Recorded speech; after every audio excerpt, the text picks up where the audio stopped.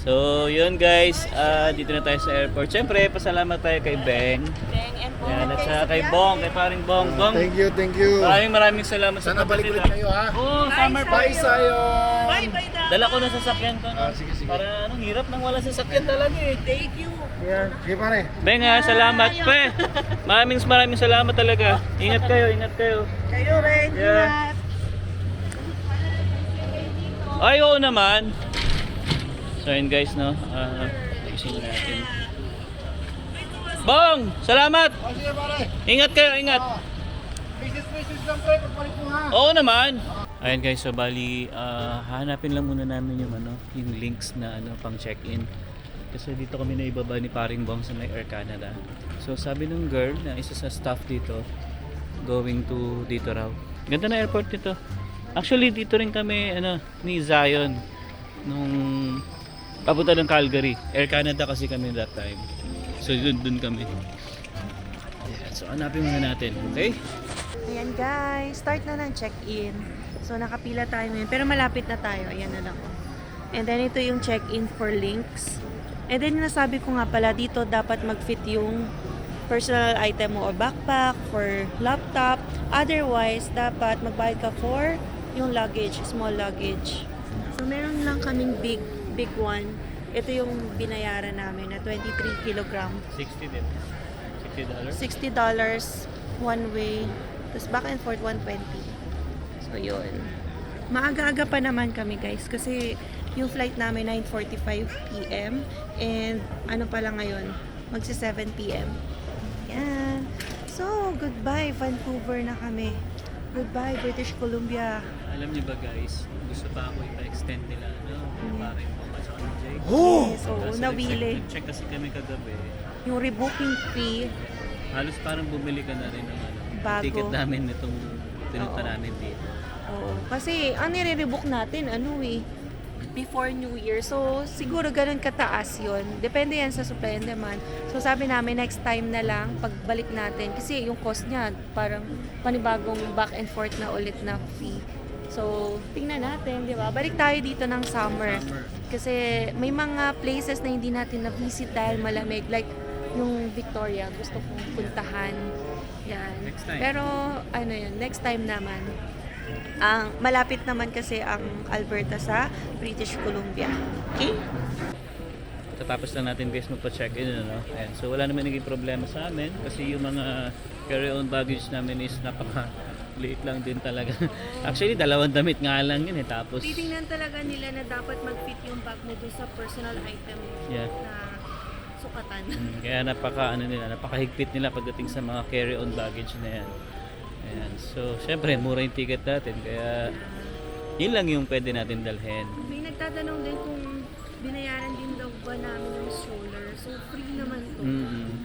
Okay lang sa kanila. Tapos ito, napo-fold to eh. Maganda kasi dito sa amin guys na to, napo-fold talaga to. Pwede ilagay siya sa Cabin. Yeah. Ayan. So yun, bali hanapin namin ngayon yung gate namin na B27. Yan, ito. tayo, kain, Yan. snacks. Kasi ang dating natin sa Calgary, 12, midnight. Plus 1 kasi tayo ng oras eh. Kaya, And yeah, thank you in advance. Siyempre, forever, Kuya Jason, nasusundo sa amin. oo nga. Grabe. Thank Grabe, you ulit, very Jason. thankful kami sa mga kaibigan, kakilala na nag-o-offer, di ba? Bali kasi doon ko ulit iniwan guys yung sasakyan ko sa kanya kasi may parking kasi siya. At least secure, di ba? Kasi, yun nga, di ba? Hindi natin alam, mamaya mag-snow ng heavy or kung ano man. At least nandun siya sa bahay ni Kuya Jason. Safe na safe. Okay, so yan. Hanapin na muna namin guys yung gate namin and siguro bibili lang muna kami ng Starbucks muna namin. Ayun, nakalampas na rin tayo sa scanner. Ayan, so far medyo natagalan lang kami ng konti kasi nga maraming mga, alam nyo na, ini-scan ng kung ano-ano. And so far, wala naman naging problema. Ayan. So ngayon, hanapin na namin yung gate namin. So ano rin sabi? B27. Dito tayo, kanan. Ayan guys, so kasi kung B15 kaliwa, diretso, yung B18 to 28 dito sa kanan. Ayan. So, hanapin na rin muna natin yung Starbucks. 1 hour and a half pa naman. Medyo matagal-tagal pa yung hihintayin namin. At least okay na kami. Waiting na lang sa aming boarding. Ayan. Ang tanong, saan yung Starbucks? Hindi natin alam kasi scattered sa ano. Wash ka muna. Go. Sige. Dito muna kayo isa. Okay. Baka hanapin ka. Ayan, so gusto daw ni Emma guys ng Starbucks. Ano lang, isa lang siguro, hati na tayo. Basta yung malaki na. Yung binibili natin. Pila ka na dun. Wala palang pila. So dati guys, nagko-collect kami ni Emma eh. Pag pumupunta kami ng ibang bansa, yung mga tumbler. Nasa wala dito. Yung meron nakalagay ko anong bansa siya. Ayan. Pero wala, hindi na rin namin na tuloy yung pagko-collect ng mga ganyan. Wala akong makita nung merong ano eh. Kunyari, flag ng Canada, ganun. Ayan. So, ayan, nakita na rin namin guys yung gate namin. Nandun lang din pala sa Bukana. And siguro magdi-dinner muna kami dito. Kasi ang dating natin sa Calgary guys is almost 12 na rin na naman, ang madaling araw. So, syempre wala kami pagkain sa bahay. So, dito na kami kakain muna siguro. Pero ano lang naman, siguro burger lang. Pang pamatid, gutom lang siya. Java prop lang. Java prop. Tapos hanap tayo ng makakain. No, sabi ko Carl's Jr. eh. Pero sige, tingnan natin kung Kasi ano pa walang yun. upuan dito kung gusto namin magstay talaga sa Starbucks. So, meron doon sa Carl's Jr. Burger lang siguro, fries, ganon. Kasi wala tayong pagkain naman sa bahay pag uwi. So medyo mahaba pa yung travel kasi namin guys. 1 hour and a half lang. Kaya lang, Hindi, plus 1 kasi tayo eh. mag-a-adjust yung body clock na naman natin, plus 1 doon. Yes. Ayan, so ikot-ikot muna tayo, then hanap tayo ng mga kain natin. Mas masarap sana kung ano, no? Yung may mga meal, no? Oo. Pwede naman natin libutin, mahaba pa yung time. Di na. Parang nandito na rin yung kainan kasi. Tama dun, wala eh. Ayan o. Oh, meron dyan Green Bean Cafe. Yan, Carl's Jr. nga. Sige, silipin natin. Tingnan natin yung Carl's Jr. Kasi mayroon ditong kainan. Yung sa Starbucks kanina, walang upuan. Yeah. Tingnan natin. Anong meron? Actually guys, di pa ako nakakain dito sa Carl's Jr. eh. Ano? Upo ka na muna. Bigat ng bag ko yun. Or tingnan natin doon. Green Bean Cafe. Tingnan natin. Ay, meron silang ganito. Ham sandwich. Guys, bibili lang ulit tayo ng Starbucks. Medyo kinulan kasi sa amin ni Emma. Ayan, so ayan, wili na lang din kami sa Carl's Jr. nga ng isang burger. Actually, busog pa rin naman kami. Pero kahit pa paano malagyan lang yung sigmura natin ng konti. Isa, ayan guys. Nakababa rin. Ayan, so medyo masama nga yung pakiramdam niya eh. Pero, yan, so far okay naman. Okay. Wow.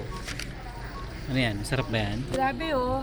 Hindi pa na, nasulit sa isang napakalaking Java Bitin eh, yung tinan mo kakain tayo. Bitin, bumili siya ng Sabi niya, titikim lang ako. Yan. Kaya nga nainggit ako. Ginawa niya. Talaga. Nilaklak niya. Yan. Ay, may nakakilala sa atin kanina. Nag-hi sa akin, Babae, oo, yun. Nakamaleta. Oo, yun nga yun. Nasalubong ko dito. Ayan, shoutout sa iyo ma'am, kung sino ka man. Hindi mo sinabi, tinanong niya. Ay, nagmamadali siya yun. Sabi niya, hi. Sabi ko, okay, hi. Ayan, so kakain na tayo. Malaki pala. Malaki. Isa lang yung binili namin guys kasi busog pa rin ako. Kasi sabi ko kay Emma eh. Nag-McDo kami kanina bago umalis. Oo. Kaya, hindi pa fear ko ano yung kakainin. Yeah. Kasi sabi ko isa lang muna. Okay na yan. Ayan, laki. Kaya nga Pang malaki. American or Canadian size talaga. Dito ka lang Sayan. Sayan. Tara. Hindi masigla na si Sayo. Oo nga eh. Medyo guys napagod ata sa Oo, namin. buong araw siya. Ngayon last day namin masama pakiramdam. Nag-Tylenol naman na bago umalis. Yeah. O tara, kain na tayo. Kain. Okay, go. Yan guys, so Sit down kakain na daw na siya. kami. Okay guys, so habang naghihintay tayo ng ating boarding dito sa going to Calgary, no? Ayan, so kwento na lang din namin sa inyo yung naging experience namin dito sa British Columbia. Ayan.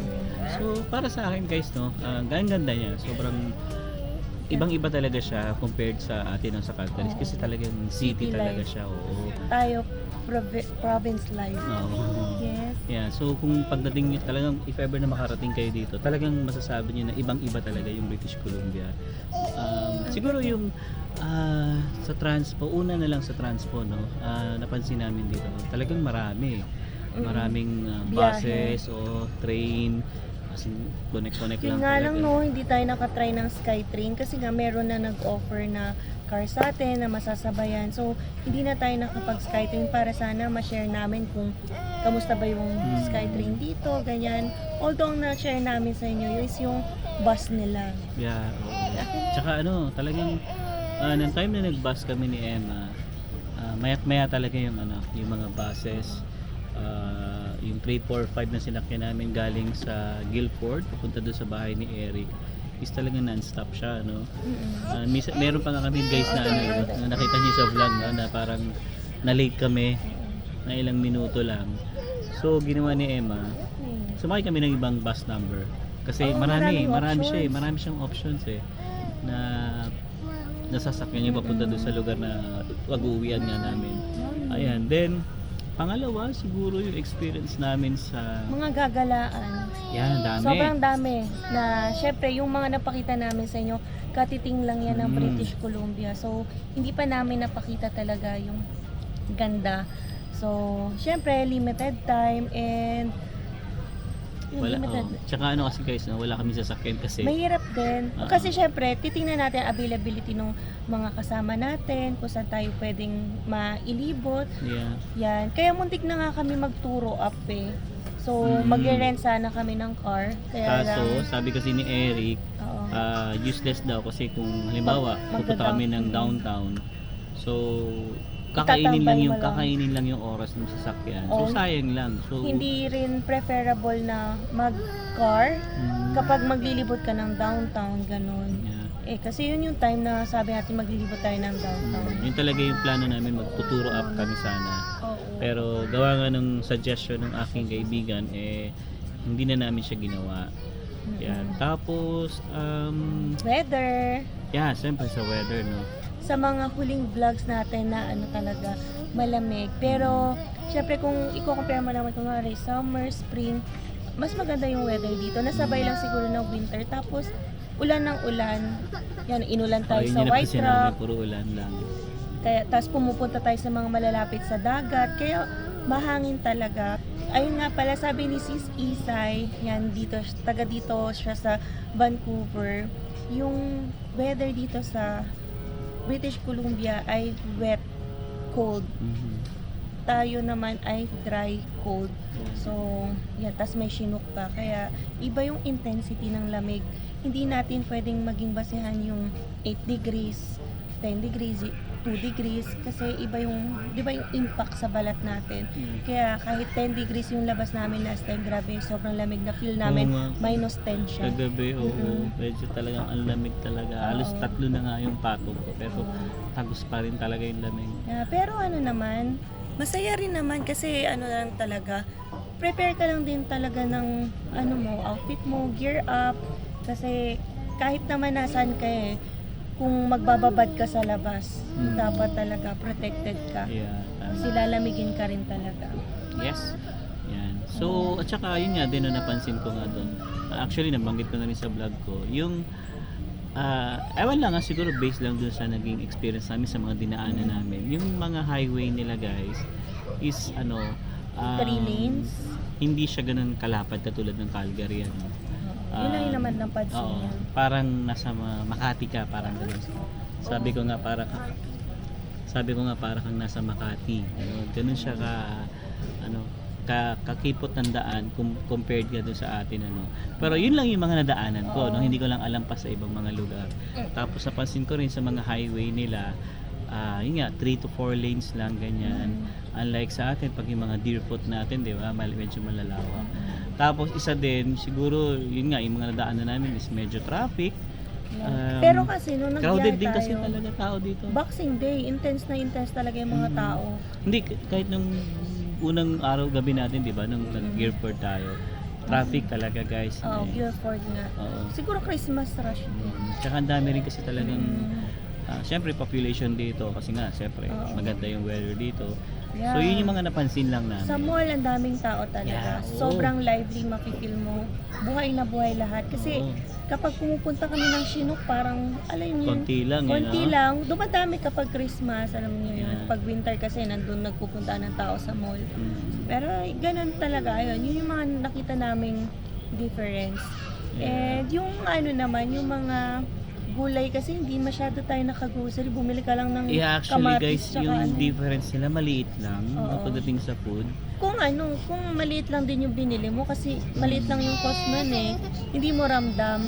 Pero kung malalaki ang properties o items na binibili mo, ramdam mo yung tax. Yeah, pero tinignan ko yung mga ano nila, yung mga baboy, hipon. Siguro lang mag-range na ng $1 to $2 yung difference lang.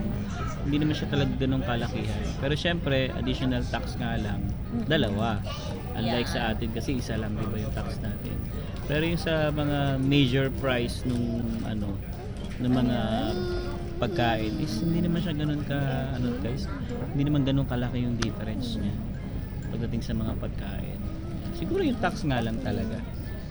Tapos isa rin syempre guys yung cost of living dito talagang medyo mataas. Oo, Kasi yung bahay na lang no? Compare natin, kasi kami family of 3, yung bahay namin all in na 1.6, 3 bedroom. Yung kila sis Ana tsaka kay Jake, 2-3 yun. Tas all in, di ba? Ang laki. Sobrang laki ng difference niya. 1.5 bedroom. Basement lang din siya pero ang kwarto niya ay sabi niya nga 1.5. Pero Kasi dalawa- walang pinto. Pero dalawa dalawa na yun. talaga yun siya guys. Oo, hindi lang na, wala lang pinto. Ganun siguro talaga yung style nung na yun, apartment.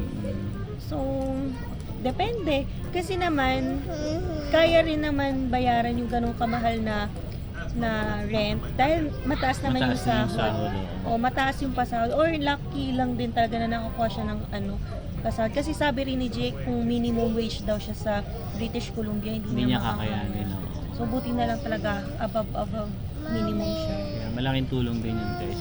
Kaya nga siguro dito, parang sa atin din guys, no? Pagka isa lang trabaho mo, medyo hirap ka. Kaya kailangan mo rin magdalawang trabaho or maganda yung trabaho mo para makasurvive ka sa mga gastusin. So ganito rin daw dito.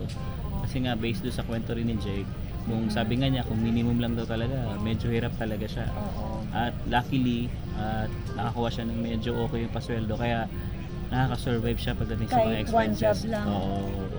Pero syempre, kailangan pa rin ng, alam niyo na, side hustle para at least kahit paano may konting May ipon, natatabi. Yeah.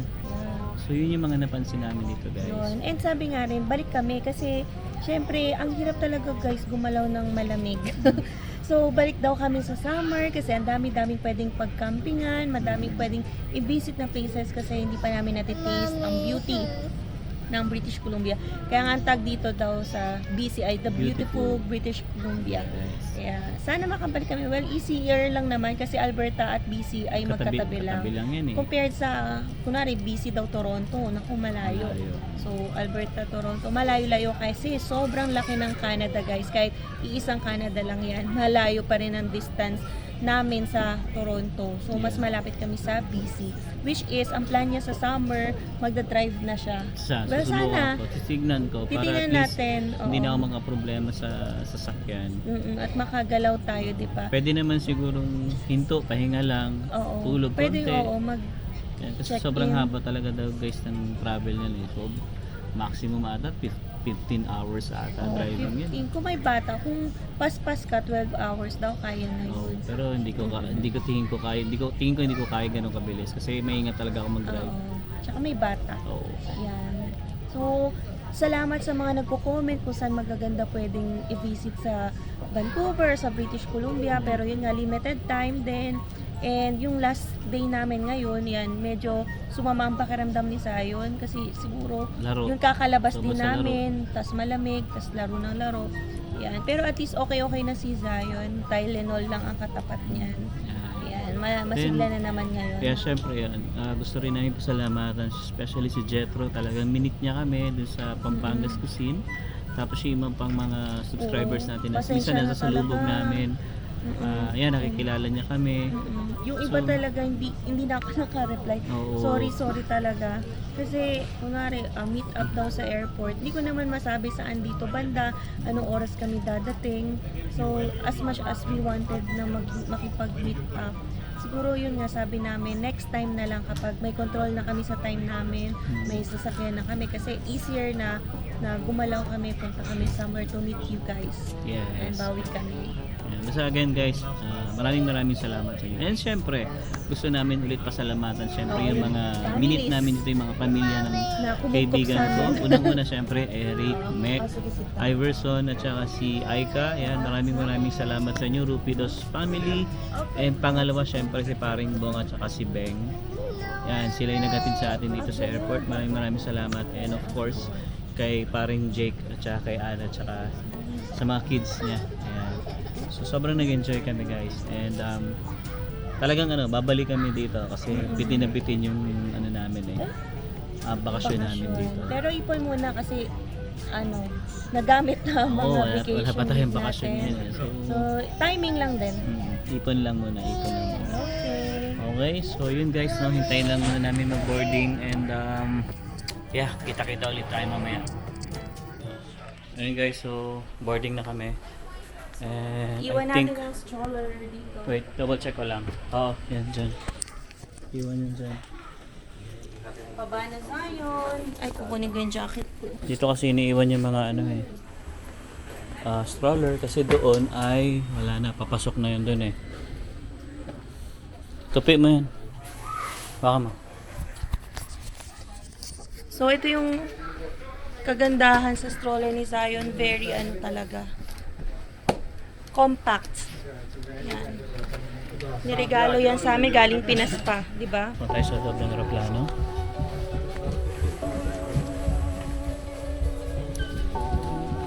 At medyo mahaba pa to. Kakaano lang din kasi guys, kakarating lang dito ng aeroplano na to On time sila ha. Alam niyo naman dito sa Canada, very on time. Sabi nila 9:10 yung boarding. Boarding na nga ng 9:10 exacto. So, madalang ma-delay. Pero syempre, naman, hindi mawawala yung occasional na ma-delay din.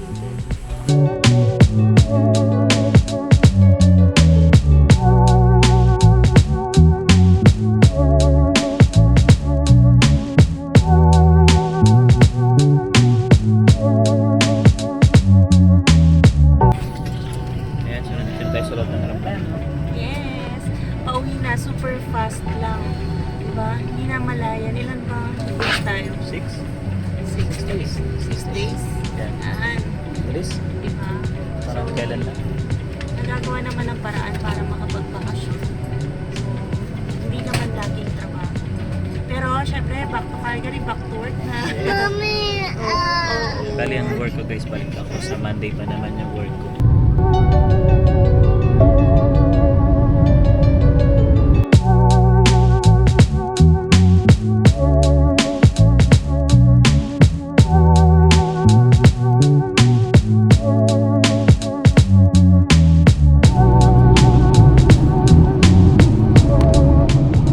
Ayan guys, ang overview ng Calgary.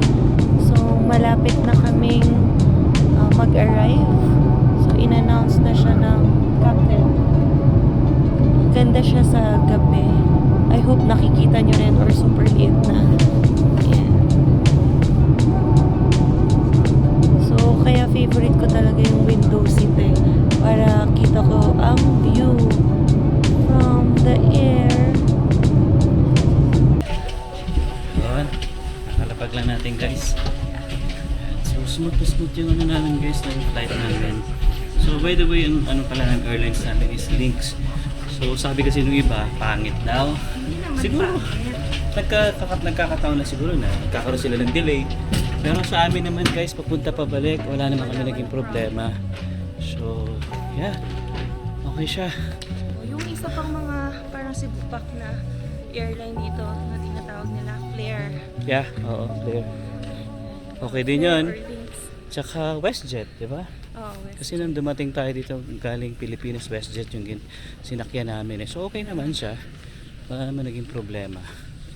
Ayan, so ngayon punta kami ng Carousel baggage 3. claim namin. So Carousel 3 yata tayo sabi, di ba? Yeah. Yun nga guys, yung tenga ko medyo. Ito na naman, Oo. Alvin. Bingi na naman. Wala akong nararamdaman guys. So Hindi, okay siguro. sa akin. Kasi siguro gawa rin din ng ng sipot ko. Hindi makalabas. So isa siguro sa dahilan niya. Okay, so washroom muna tayo siguro baby. Yeah, diyan ka dito ako. End na rin natin. Ayun guys, so nakuha na namin yung bagahe namin. Ayan, isa lang naman yung bagahe natin ano. Ayan, so waiting na lang kami kay Jason. And on the way na rin naman siya. Okay lang yun kasi mas okay nga yung nauna kami. Para hindi na mag-park. Oo, para hindi siya. Kasi dati guys, nung dumating kami ni Zayo, nag-park pa sila ni Emma eh. So 1 hour sayang kami. pa yung binayad namin. Kaya buti na lang din, ayan, okay naman yung flight nga namin, wala naman kami naging problema. Ayan, then yung weather pa lang ngayon guys dito sa Calgary is -3. Minus Pero 3. ano na, syempre madaling araw na. Ang init nga eh. Pero syempre nasa loob pa tayo ng airport. Pero mainit. Tignan lang natin. Tingnan mga- natin sa labas. So yun, siguro Bibitin na mo nga kung ano, maputi or mas snow doon. lalabas ako. Labas ka para makita mo. Ang tanong, pwede ako pumasok? Oo naman. Bagay may boarding naman ako. Sige, check ko muna guys kung kumusta yung weather. Tignan natin kung malamig. So, hindi naman masyado malamig. No? Okay naman. Hindi ko naman nararamdaman tulad nung kagabi, no? Parang lumakapit yung yung lamig. Yan. So, balik tayo. Hindi naman. Ayan. Wala. Tsaka hindi malamig. Oh? Oo. Ganyan Ewan ko, lang, oh. -3 pa pero hindi naman Minus malamig. 3 pa yan. Unlike sa Vancouver, +8 pa yun pero sa ramdam mo yung lamig. Ewan. May ganun talagang difference. So, Siguro nga, gawa nga ng Chinook wind na yan. yan. Okay, so yun guys, dito ko natatapusin itong vlog namin and I hope na nag-enjoy kayo sa vlog namin ngayon. Ayan, ngayon, ano na tayo, Calgary Vlogs ulit. Back to Calgary na tayo. Ayan. So pag may mga comment kayo guys, just leave a comment na sa comment section and Yeah, we'll see you on the next one. yeah, see you on the next one. Peace!